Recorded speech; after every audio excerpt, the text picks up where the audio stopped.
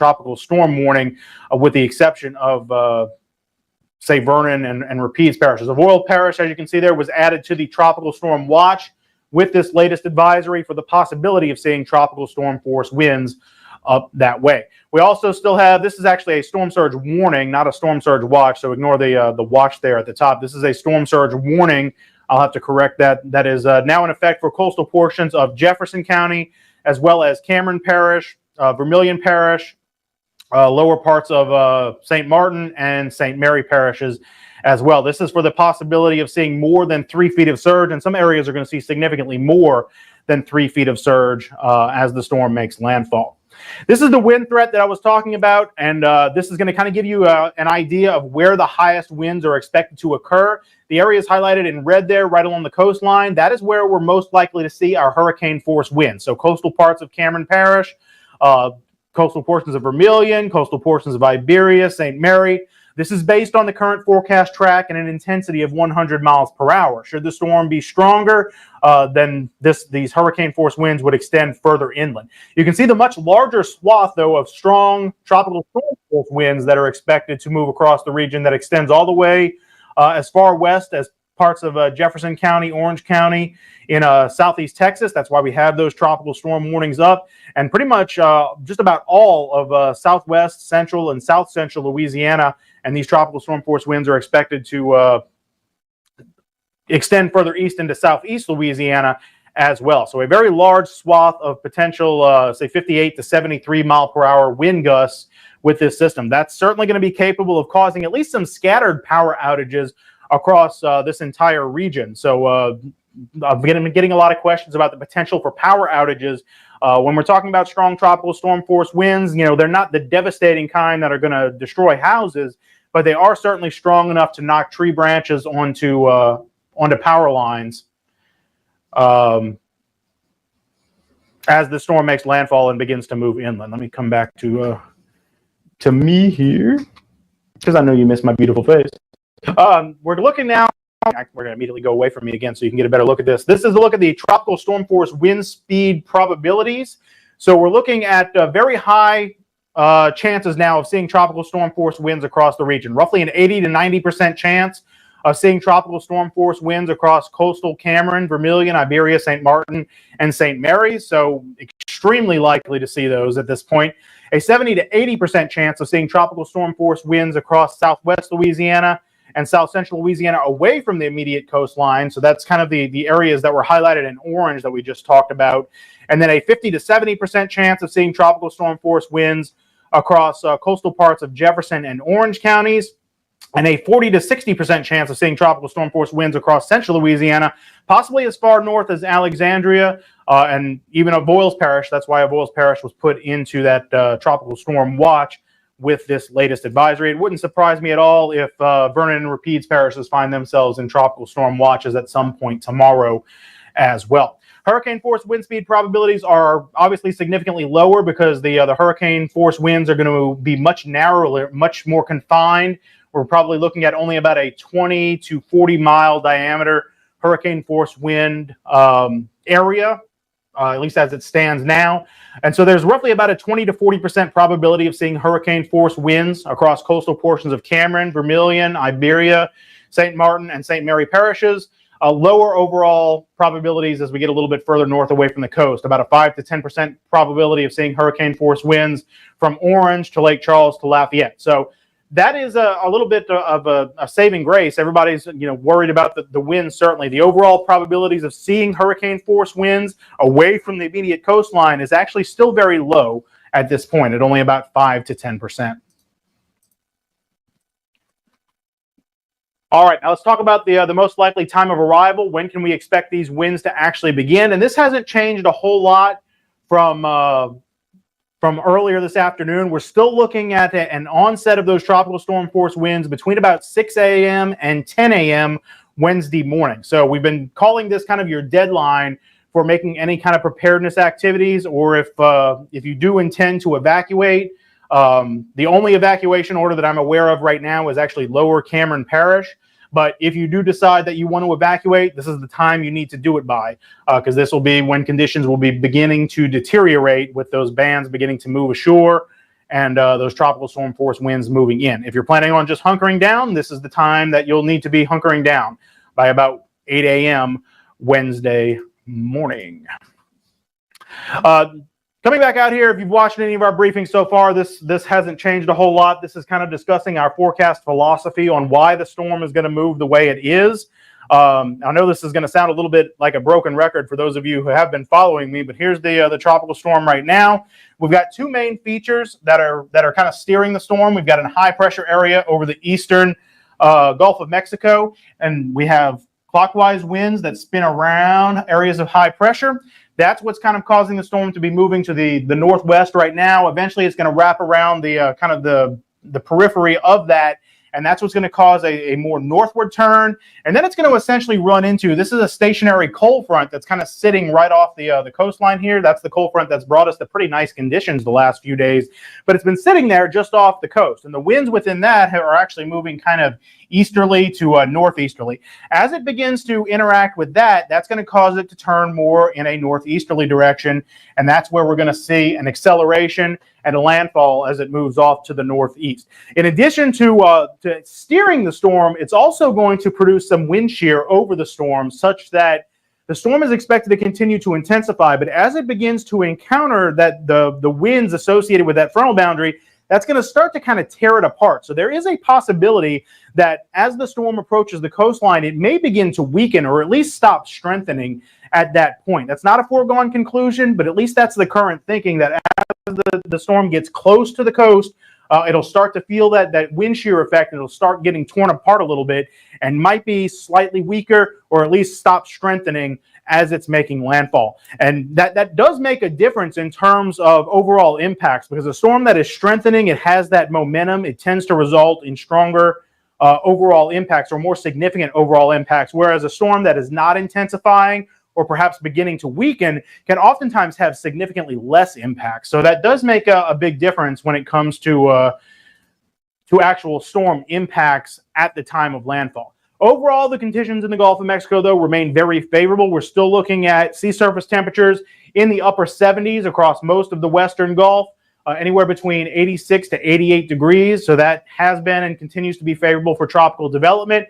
That wind shear I mentioned, let me go ahead and make this full screen for you, because this is kind of a messy graphic.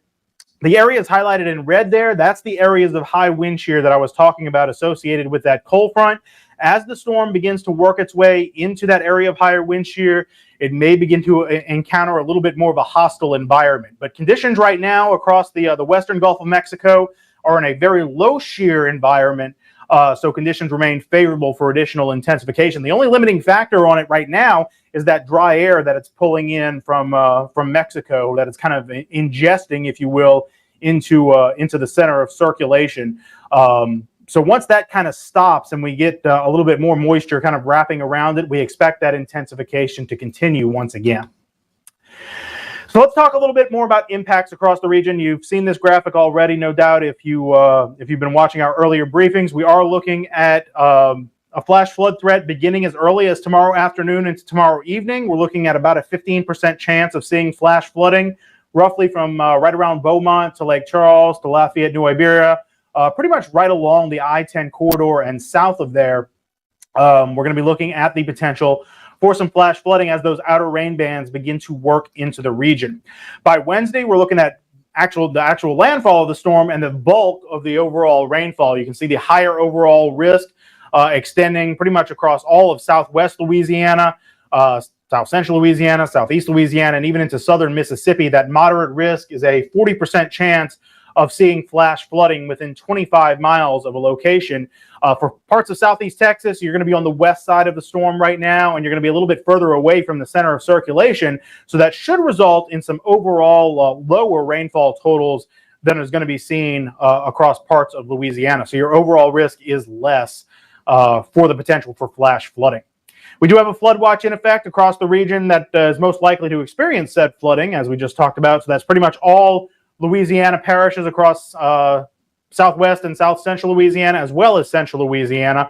And I'm pretty sure this flood watch extends into southeast Louisiana. It's just not shown here on this graphic.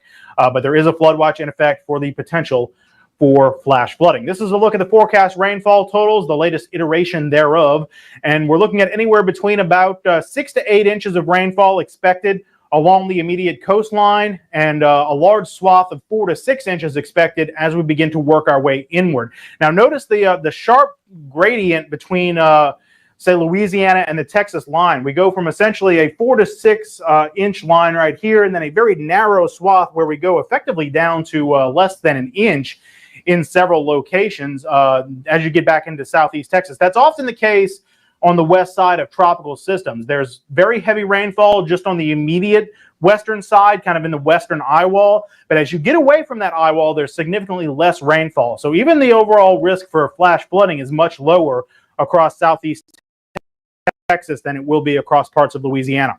Now, it's important to keep in mind that when we're looking at these values, this doesn't account for that training effect that a lot of people are probably familiar with. And the idea is that these rain bands move in and they continue to move over the same area for hours and hours and hours and dump these very heavy tropical downpours. When you take that into consideration, we could very easily see over a foot of rainfall in those isolated locations. That's much higher than what's actually being indicated in the graphic that we were just looking at here. So keep in mind that is going to set up somewhere across the region. The problem is it's almost impossible to predict exactly where those bands are going to be until they actually set up across the area. But we know it's going to happen somewhere. It's just a matter of exactly where. So bear in mind that some parts of the region are going to see significantly more rainfall than what's being indicated on this graphic here. We are still looking at an overall significant storm surge threat as well, especially, it's going to be almost completely along and east of the center of circulation. 5 to 10 feet above, or 5 to 10 feet of storm surge is what's being anticipated essentially east of Cameron to Port Fourchon. From Port Fourchon to the mouth of the Mississippi, 4 to 7, and then east of the Mississippi, 2 to 4. Same thing west of Cameron to High Island. We're looking at 3 to 5 feet of surge. So, significantly lower overall storm surge threat as you get west of Cameron Parish, and most of that surge is actually going to come very early on in the storm system. Because if you think about it, let me see if I can back up a little bit and just kind of give you an idea of exactly why that's going to occur. So obviously you have a storm here, it's an area of low pressure, so you have a counterclockwise rotation here. So as the storm moves north and approaches the coastline, you have these southeasterly winds that are going to develop ahead of it. So the initial winds are going to be out of the southeast. That's going to begin to pile some water up, say west of Cameron here. But once the center of circulation gets north of that area, these winds are going to then switch around out of the north, and it's going to push all that water right back out. So that's why, at least for parts of southeast Texas, west of Cameron, if you're going to see any kind of storm surge, it's going to be early on in this event. You're probably going to be looking at it more like Tuesday evening into Tuesday night, as opposed to the actual landfall location or landfall time, which isn't going to be until sometime Wednesday afternoon. Now, what I want to show you next here, this is a little bit more detailed map showing the storm surge threat and the potential for above ground level storm surge. You can see the highest risk is in the purple area there, where we're looking at inundation of 9 feet or greater, possible essentially east from Cameron. Coastal portions of Cameron Parish, coastal portions of Vermilion, Iberia, St. Mary, outside of the levee systems of Morgan City. So we are looking at a significant storm surge threat east of the center of circulation here. And you can see how that threat extends into even as far north as parts of northern Cameron Parish, kind of in the northeastern corner. That's, what is that, Rockefeller, the wildlife refuge out there. And then a little bit further north into parts of Vermilion Parish, which I think is also mostly part of the refuge there. So there's not a whole lot in terms of population out there. But still looking at a significant storm surge nonetheless across parts of south central Louisiana in and around the Vermilion Bay area. This will continue to get better refined and detailed as the storm approaches, and we get a better idea of exactly where that center of circulation is going to make landfall, because along and east of that center of circulation, you're going to see significant storm surge, and west of it, you're going to see very, very little. Of course, with all landfalling tropical systems, we are looking at a risk for tornadoes as well. I've gotten a lot of questions about tornadoes. Historically speaking and generally speaking, tornadoes form where the strongest rain bands set up, and that tends to be along and east or to the right of the center of circulation. So that's where we're anticipating the biggest threat of tornadoes with this storm. We had I think we had over 60 tornadoes, if I'm not mistaken, with Hurricane Beryl early this summer. So it is certainly something to be aware of, and that is a significant threat. Now, the interesting thing about tornadoes in hurricanes, they tend to be very short-lived, and they tend to move very, very quickly because they're moving with the gradient wind. So at some point, sometimes you may have a tornado that's moving at 50 or 60 miles an hour with those tropical storm force winds, and that's very, very fast compared to your typical tornado. So in a lot of instances, unfortunately, we're in a situation where we may not actually be able to see the tornado on radar to get a tornado warning out before it has already developed and then dissipated. A lot of times it'll develop between radar scans. It takes about 3 to 4 minutes for the radar to create a scan for us to view, and during that time, a tornado can very well develop, touch down, do some damage, and then lift back off in a hurricane. And sometimes the tornado paths can be quite long just because of how fast they're moving. So kind of bear that in mind, that there is a tornado risk, but there may not be a tornado warning. It's one of the few instances when people can say they were hit by a tornado without warning, because in some instances there's just not enough data there to issue a tornado warning. But anyway, the bottom line is there is going to be a tornado threat, essentially, that is going to exist roughly from Lake Charles east across all of southern Louisiana. The biggest overall risk right now looks like it's going to be south central Louisiana, along and east of that center of circulation. You can see the higher risk area, the slight risk area there is essentially right along where the forecast landfall point is, with and then essentially all the way east into southeast Louisiana as well. That is where the highest risk of tornadoes is going to exist with this system. Should that forecast track shift a little bit further back to the west or east, you will continue to see that tornado threat kind of shift accordingly along with it. So that's what we have here from the National Weather Service this evening. If you have any questions, feel free to stick around, and we'll do some Q&A time for the next little while here. If not, our next briefing will be 10:30 a.m. tomorrow morning. That is the schedule for tomorrow. We're going to be doing a 10:30 a.m. briefing, a 4:30 p.m. briefing, and a 10:30 p.m. briefing tomorrow. And then if we do have any kind of significant changes in the forecast, we may come in and do an impromptu briefing in between there if necessary, if there's something significant. But otherwise, those are going to be our scheduled briefings for tomorrow. Hopefully we'll see you back here for the latest and greatest at that time. And again, if you do have a question, feel free to stick around. We'll do that for the next few minutes here. Otherwise, we'll see you again tomorrow morning at 10:30 a.m. So I'm going to go ahead and back up here, and then I'm going to back up in my comments here. Oh, and for those of you who were asking, I just saw somebody had asked about it. When are we going to do the parish by parish breakdowns? I'm going to do that at the 10:30 a.m. briefing tomorrow morning. In fact, I've already put together the template, so I'll be here bright and early in the morning putting those together, and I will have those for you at the 10:30 a.m. briefing, and then they'll be posted to social media as well for you to distribute as widely as humanly possible thereafter. So yeah, we're going to do that again. We're going to do that tomorrow morning. I think by that point we'll have a pretty good idea with more specific impacts for each parish and county. I want to wait until we're feeling pretty good about the expected impacts, so we don't have to put it out there and then say, oh no, we were just joking. So that should be available. I'm planning on doing that tomorrow morning. All right, let's see what we have here in terms of questions. This is always fun time. Let's see what we got here. Adam says, should I repaint my kitchen? That's not the kind of questions I was talking about, Adam. But yes, I mean, it raises property values and it gives a nice aesthetic. Of course you should repaint your kitchen. Maybe wait till after the hurricane.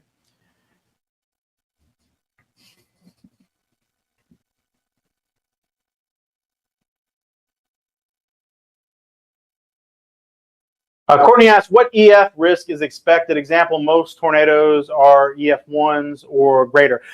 Generally speaking, in hurricanes, you tend to see weaker tornadoes. You see a lot of EF0s, a lot of EF1s.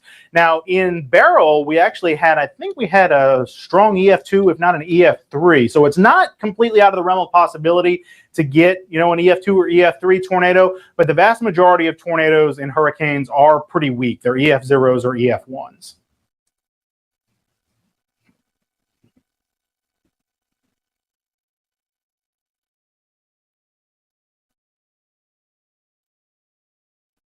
Several people asking about the parish by parish. I already answered that. Again, we're going to do that tomorrow morning with the 10:30 a.m. briefing. Hugh's asking a serious question. Is it going to rain Wednesday? Yes. Straight and simple. Yes. I don't have to elaborate on that at all.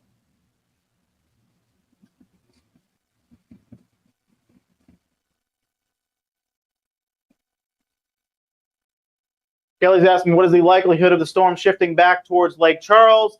It's getting less and less at this point. It's not out of the realm of possibility. Again, looking at the cone of uncertainty there, that extends roughly from the Louisiana-Texas state line to right around Houma or thereabouts. So there is still some room for wiggling back and forth there.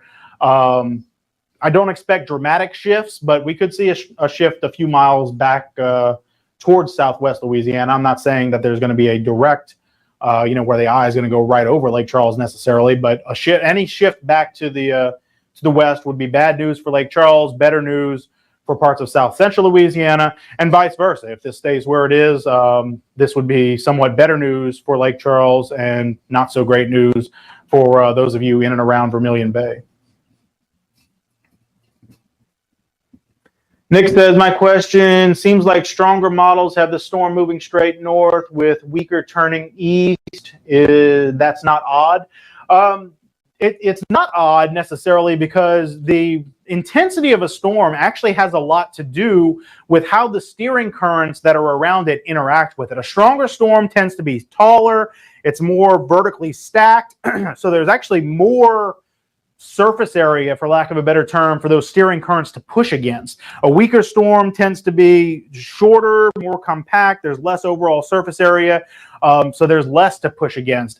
The other thing to keep in mind is the steering currents at different levels of the atmosphere. You may have winds blowing one direction at one layer, another at a different layer. And when you get those two, in different directions, that's how wind shear forms. But when they're blowing ever so slightly in different directions, the depth of the storm clouds and the storm layer does play a significant role in the overall movement of the storm. So it's not unusual that you'll get a situation where a weaker storm will be moving more in one direction and a stronger storm might be moving a little bit more in another. And that's likely what you're seeing there.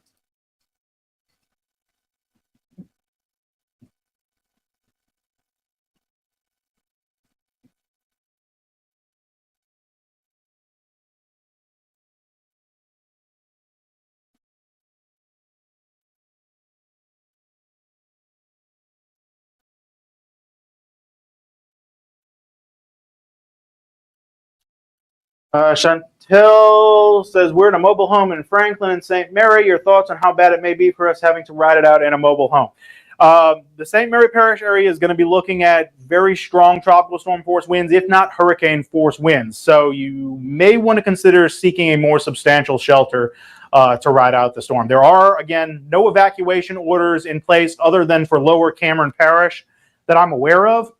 But if you're in a mobile home and you're in an area that is likely to experience hurricane force winds, it would probably be a good idea to find a more substantial shelter. You may be okay, but I wouldn't hang my safety on maybe.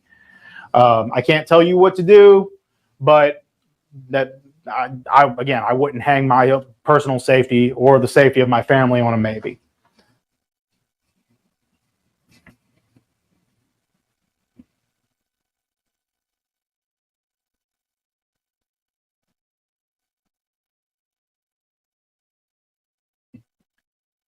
Adam asked, do we expect any kind of evacuation for Calcasieu Parish? Probably not based on the current forecast track. I can't say for certain. Again, that's outside of my jurisdiction. That is the emergency managers and your local elected officials calls to make.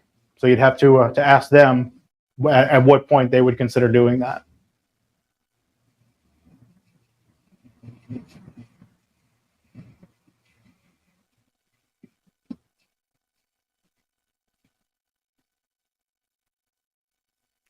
Darrell asked, the shifting eye wall didn't change the course west as expected.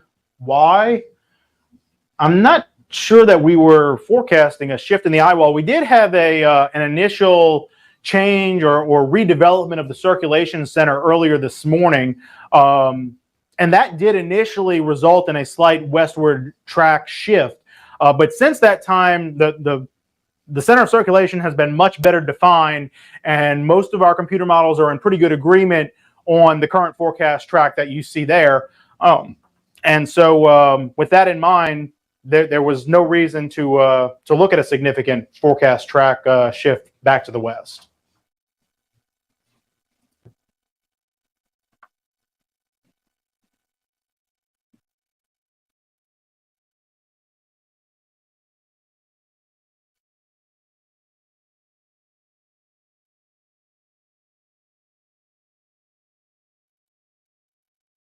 Michelle says, can you give me an excuse for work for the remainder of the week? Sure. Here's an excuse. There's a hurricane coming. Is that not a good enough excuse? I guess it depends on where you are. See if hurricane coming will work. You want me to write you a note? Send me an email. I'll write you a note. Jason asked, where can I buy a Donald Jones t-shirt? Anywhere black t-shirts are sold. They're pretty ubiquitous. You can find them anywhere.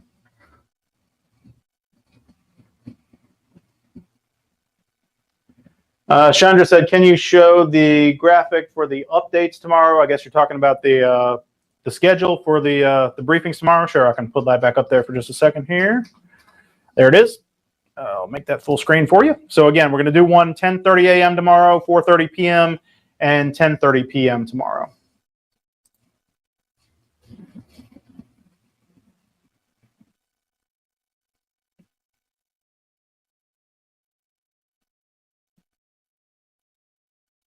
Sebastian says, I work for Acadian and will be on shift. I'm in Lafayette. What should I expect? You're going to be looking at very strong tropical storm force winds. The tropical storm force winds are going to begin Wednesday morning. They're really going to kind of peak Wednesday afternoon, and then kind of gradually drop back down as we get into Wednesday night and Thursday morning. I do see a lot of questions here asking, you know, what about this parish? What about that parish? What about here? What about there? I am going to do those parish by parish breakdowns tomorrow. I don't want to get too in the weeds on getting specific with everybody's location. So that's why I'm kind of avoiding those questions. I'm not just ignoring them, but I'd much rather address them all at once tomorrow morning. So I think that's what I'm going to try to do.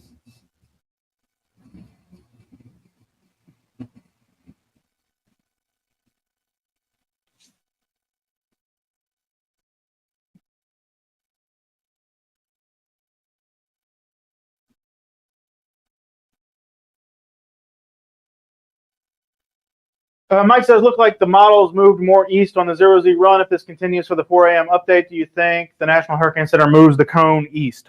They may move the track a little bit further east. You know, that's always a possibility. With the Hurricane Center is looking for, they use two primary components. One, they're looking for a consensus in the model. So if the model consensus shifts to the east, that gives them motivation to shift the track a little bit further to the east. But the other thing that they take into consideration is the pattern and how storms have behaved in similar patterns in the past. That's where the National Hurricane Center's expertise comes into play. So they take that into consideration. They also understand model biases. Some models tend to push storms a little bit further to the east, or perhaps a little bit further to the west. Some storms tend to produce, or some models, I should say, tend to produce more rainfall than others. So they have a very strong understanding of those different model biases. So they may lean towards certain ensembles and away from others. So the Hurricane Center usually looks for consensus, but they don't always, their track doesn't always reflect right down the middle of the model consensus. Sometimes there is a little bit of leaning one way or the other. And that's based on their own expertise.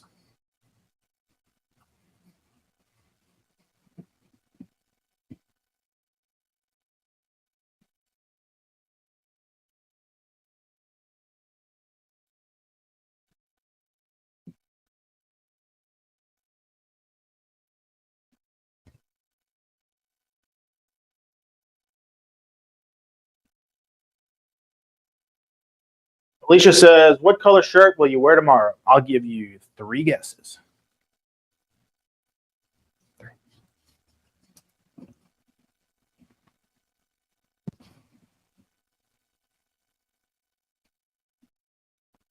Addison asks, should Lake Charles leave? Again, there are no evacuation orders in effect right now, other than for Lower Cameron Parish. So again, I cannot tell you what to do. If you feel unsafe, you're always more at liberty to leave, but there are no evacuation orders in place right now.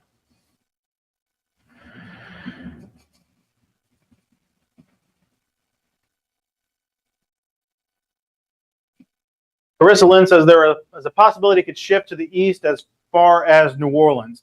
It's not completely out of the realm of possibility, but it is kind of an outlier right now. If you look at that cone of uncertainty there, the actual New Orleans proper is not even in the cone of uncertainty at that point. We're looking at the easternmost portion of that cone is roughly right around Homa, or perhaps just a little bit east of Homa. So that's not a likely scenario at this point.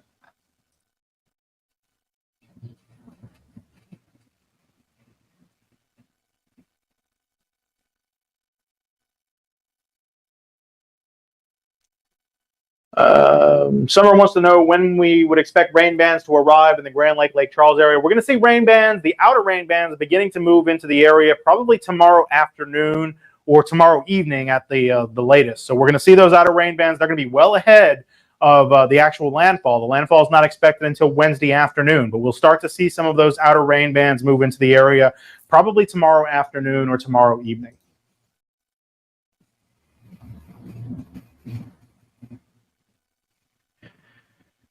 Hilario asks, is the casino a good place to evacuate to? That depends on what casino and how much money you have. No, I wouldn't evacuate to Bill's Truck Stop and Casino. If you're talking about, say, La Berge or Golden Nugget, those are relatively safe places. They stood up pretty well in our most recent hurricanes. So overall, they'd probably be pretty good places. They just charge a lot for you to hang out there.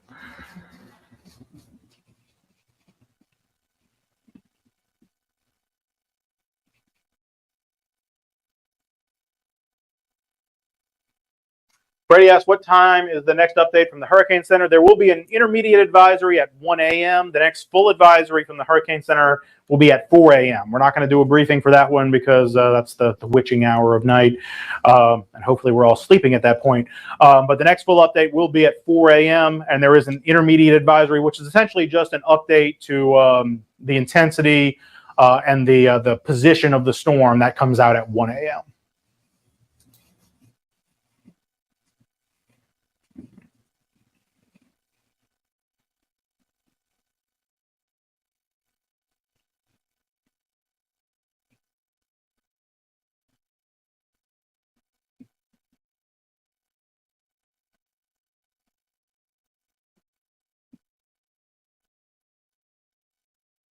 Caden asked, do I think it's smart to dove hunt Wednesday morning? I'm going to go with no. I was trying to think of a witty response to that question, and I just don't have one. You've broken my brain, Caden. Tiffany asks, is there a good chance of this being I like the cat symbol, a Cat 3? That made me laugh. I wouldn't say it's necessarily a good chance, but there is a possibility. It's not out of the realm of possibility. We could see a Cat 3. The official forecast is for a Cat 2 with maximum winds of 100 miles per hour.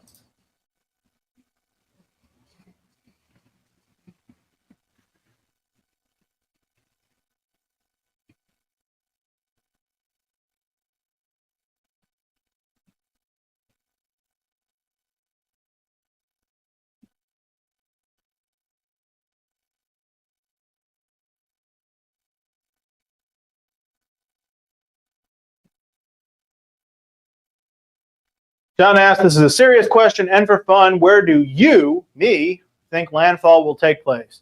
I think landfall is going to take place right there. And you know why?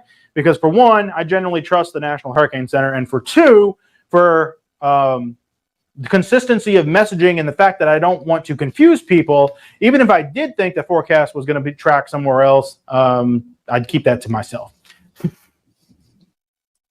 But no, I think the forecast is pretty reliable. Again, there could be a little bit of track shift one way or the other. 10, 20 miles wouldn't surprise me.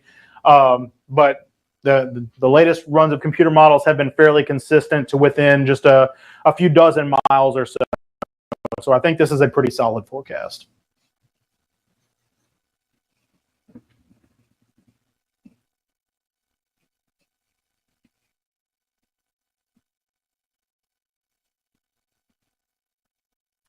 Tina's asking about the timing of landfall. Did it change? No, we're still looking at a kind of mid-afternoon landfall time frame. Let me see if I can pull up the graphic here. Actually, that is probably the best way to show it. Let me go ahead and make this full screen for you here. So the graphic there you see is the landfall point is 7 p.m. Wednesday, but at that point it's already inland. So we're looking at landfall probably sometime between about 3 and 6 p.m. I've been calling it more like 4 to 6 p.m. For the landfall timing. That's the same as it was this afternoon, and it's a little bit faster than it was earlier this morning. So we're looking more kind of Wednesday afternoon time frame for that landfall.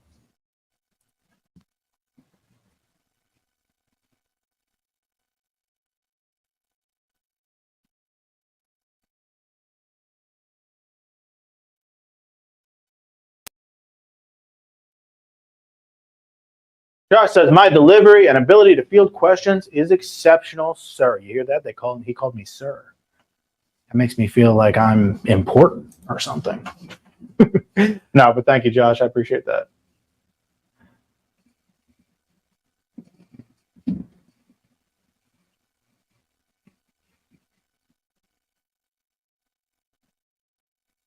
Nick says, I don't believe this cone for a second. It is drawn like the storm is already moving in an easterly direction. Meanwhile, the storm is still traveling north-northwest at 5 miles per hour. Yeah, but storms turn, and we're forecasting it to turn, and then it's going to turn and go northeasterly after that. That's why it's a forecast and not just what it's doing now. The computer models are in very good agreement on that turn. They're in very good agreement on the timing of that turn, and that it's going to occur probably sometime overnight tonight or very early tomorrow morning. So there's a lot of consistency there, and we have high confidence in that forecast.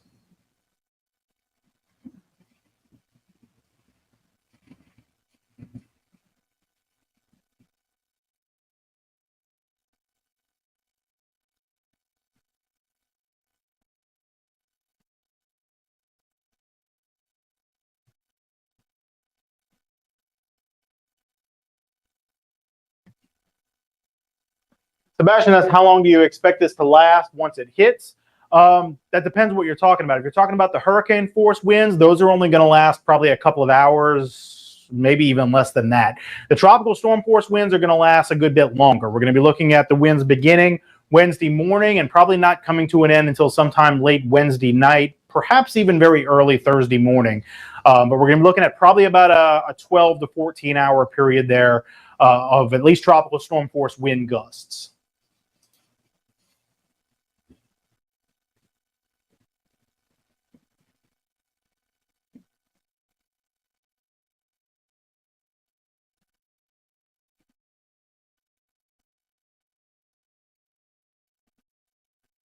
John Doe, which is a classic name. Is there any chance that this shifts towards Houston? No, there's very, very low risk of a shift for the center of circulation towards Houston. You may see a little bit of rain out of it, but no, we're not expecting a shift back towards Houston. Ranice asks, what side of the storm would produce tornadoes? Generally the east side or the right side, and that's where we're expecting the highest tornado risk, I should say, to occur. I'll pull the graphic up regarding that right here. And you can see the highest overall risk for tornadoes is in that slight risk, that yellow area that is essentially along and east of where the storm is expected to make landfall. So kind of essentially from Lafayette down towards New Iberia, Morgan City, and then points further east into southeast Louisiana, Baton Rouge, the New Orleans area, the North Shore Lake Pontchartrain. Those areas are also at the higher overall risk for seeing tornadoes with some of those bands as they move across.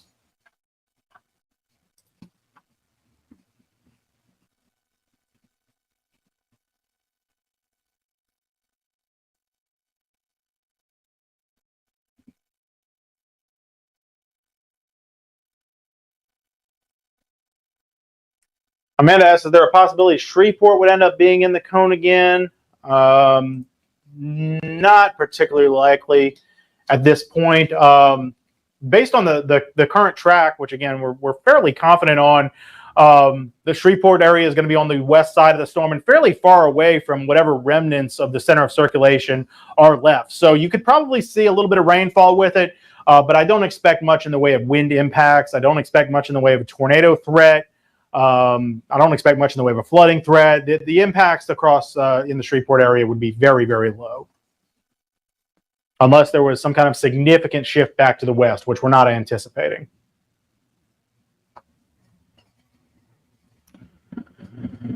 Marissa's asking, what's an estimate for conditions to start to decline in Lake Charles Wednesday morning, and when will it move out? We're going to be looking at, as far as the timing for the start of the tropical storm force winds, we're going to be looking at roughly between about 6 a.m. and 10 a.m. You can see the graphic there. That is our most likely time of arrival for the tropical storm force winds. When are they going to end? We're looking at probably sometime late Wednesday evening.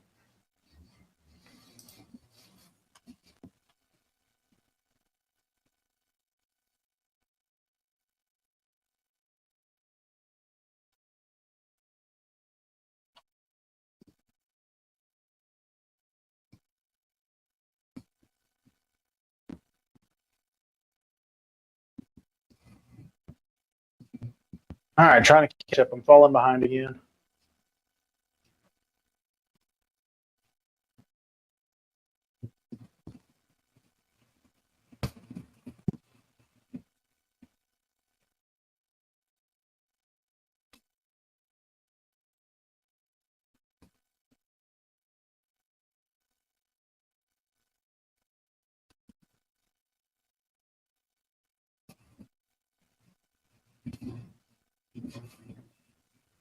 Trying to find questions. I see a lot of conversations going on, which is fine. I'm just trying to find the questions. That's why I'm being quiet here. I haven't fallen asleep.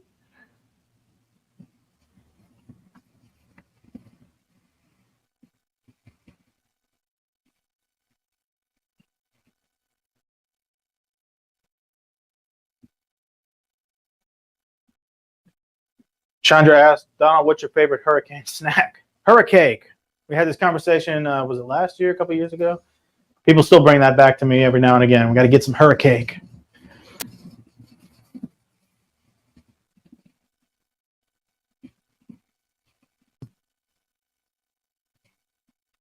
Cindy asked, here in Morgan City, once it makes landfall, any idea how long the worst will pass? Or how long the winds will take. Again, if we see hurricane force winds, those are only going to last probably a couple of hours at most. The tropical storm force winds are going to begin, like we just talked about, between about 6 and 10 a.m. Wednesday morning, and they're not going to drop below that consistently until probably sometime Wednesday night. So you're going to be looking at probably roughly about 2 hours-ish, 2 to 4 hours. I won't even say 4 hours. We'll say 2 to 3 hours of hurricane force winds, assuming a Category 2 hurricane.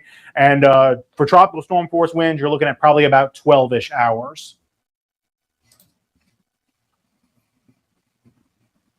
Felix says, keep up the good work. Thanks to the National Weather Service Lake Charles team. Fine work. Thank you, Felix, for that compliment. Felix is actually a former employee here, and he's been watching us fairly religiously recently, and we certainly appreciate him as well.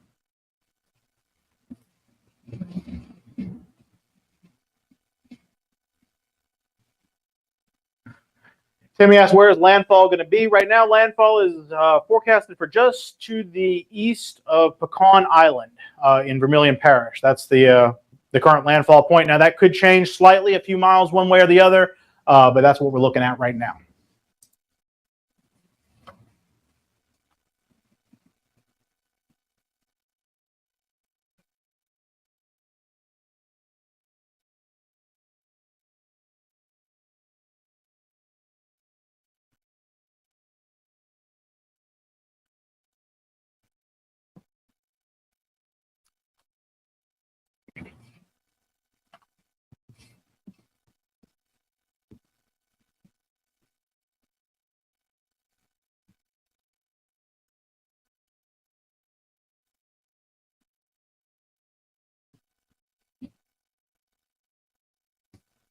Lisa says, what will the sustained winds in Lake Charles be? you're probably going to see more in gusts than sustained, but tropical storm force winds 50 to 60 miles an hour are certainly possible. Yes, I would recommend bringing your outside furniture in. I've done so. I went and did that this evening in between briefings here. I went and brought everything that was on my porch inside, just to be safe. Nothing wrong with that.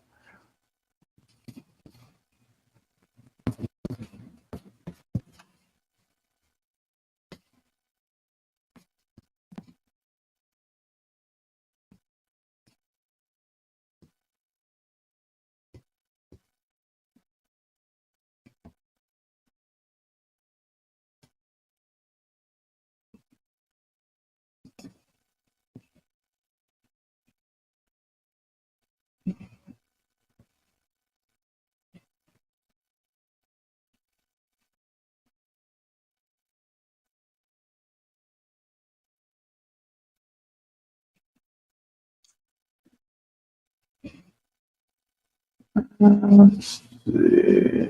Just running through questions here, trying to catch up. Look, I'm only 3 minutes behind now. I'm making up ground.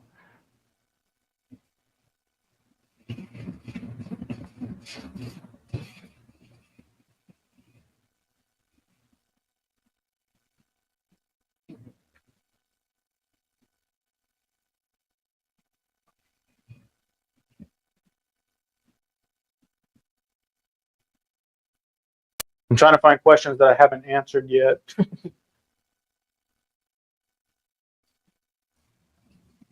Heather says, a daytime hurricane, nice. I was told by somebody earlier today that I needed to point that out because everybody always complains that hurricanes always make landfall at night, it seems like. So if this one makes landfall during the day, I've got to point it out as see, look, here's an example. Here's one that made landfall during the day. And this one is now expected to make landfall during the day. Now, of course, that could change, as all things. But at least for right now, it looks like a mid-afternoon landfall is the most likely scenario here.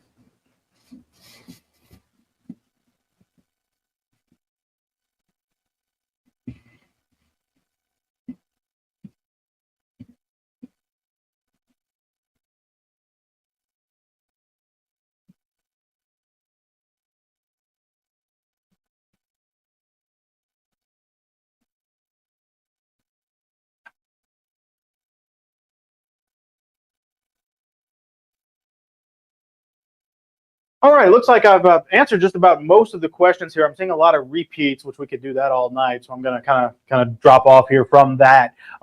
This whole recording will be available, or this whole video, I should say, this live briefing will be available as a recording. The first 10 minutes are probably the most substantive because that's when we go through the actual briefing.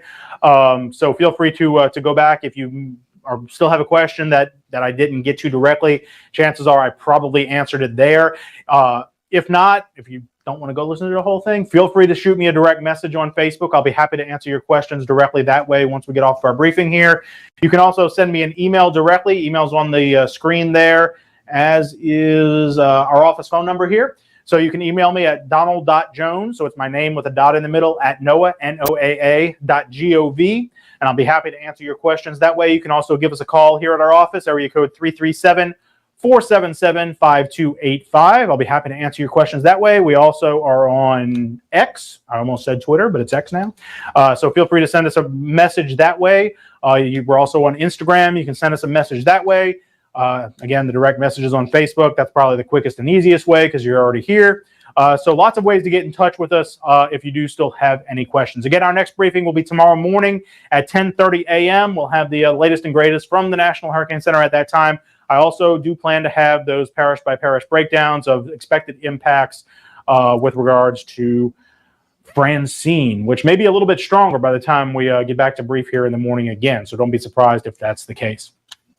Everyone have a wonderful rest of your evening. It's Betty by time. It's 11:30. You need to go get some sleep. Next couple of days are going to be quite busy, so we all need to get a little bit of rest. Have a wonderful rest of your evening. Stay safe, stay dry, stay cool, clean, and comfortable, and we'll talk to you again tomorrow morning, 10:30 a.m.